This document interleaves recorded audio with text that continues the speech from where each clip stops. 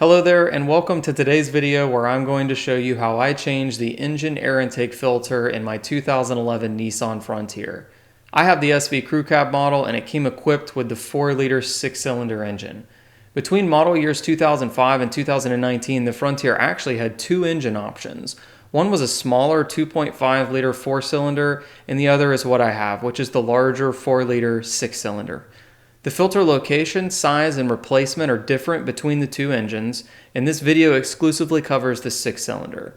There were several trim models of the Frontier that came equipped with the 6-cylinder, but the procedure shown in this video is the same for all models. So stick around and you'll see just how easy it is to change the air intake filter.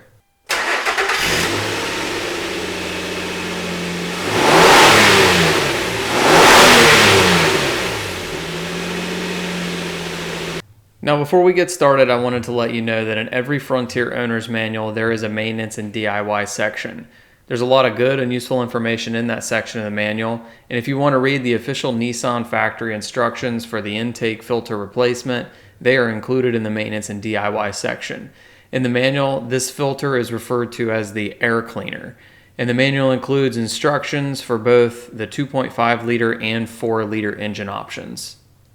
The tools needed for the filter replacement are pretty minimal. Of course, you're going to need a new filter, which you can get from your local auto parts store or online. And I can tell you from my research that the filters are identical for all 2005 to 2019 Frontiers that came with the 6-cylinder engine. I also like to use a flathead screwdriver to help with removing the intake top cover, and I use paper towels for cleaning the inside of the filter box before installing the new filter.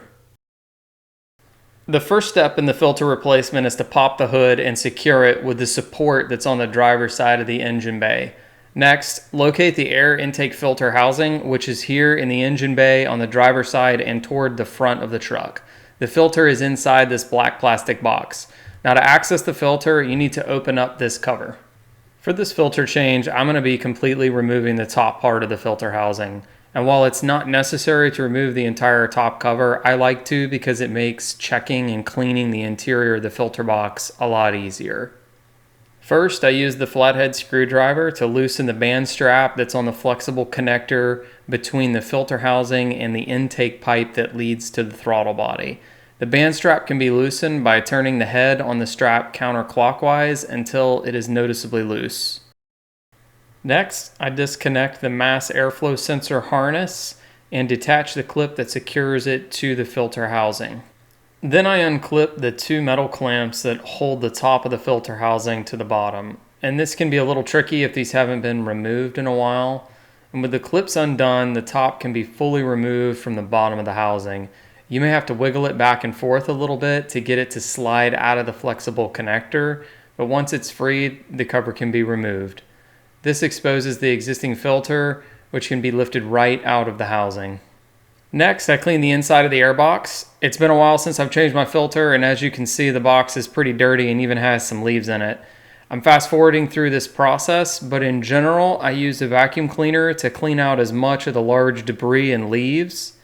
I then use several wet paper towels to thoroughly wipe down the inside of the box. And there's a lot of little grooves and contours inside the box, so it takes a little bit of time to get it all. And then I finish the cleaning by wiping down the interior of the box with dry paper towels to remove any excess moisture and dirt.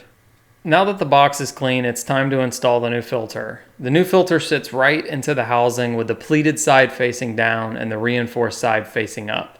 I like to wiggle the filter around a little bit just to check for proper fitment. The next step is to install the airbox cover, and you'll need to reinsert the pipe part of the top into the flexible connector first. Now make sure to line up the 3 plastic knobs on the back side of the top with the slots on the bottom part of the air filter housing. You may have to wiggle the top around to get them all lined up. Next, relash the 2 clips on the housing and plug the mass airflow sensor harness back into the mass airflow sensor. The final step is to tighten down the band strap and ensure proper seal between the flex connector and the filter box.